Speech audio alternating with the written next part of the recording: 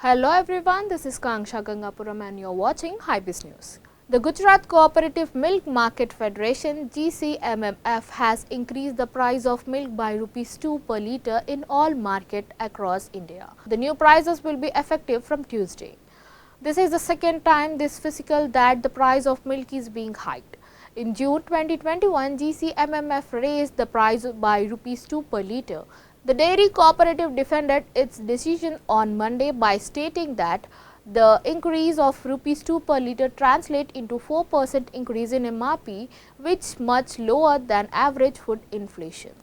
Amul as a policy passes on almost 80 paise of every rupee paid by consumers for milk and milk products to the milk producers. The price revision shall help in sustaining remunerative milk prices to our milk producers and to encourage them for higher milk production, the GCMMF stated.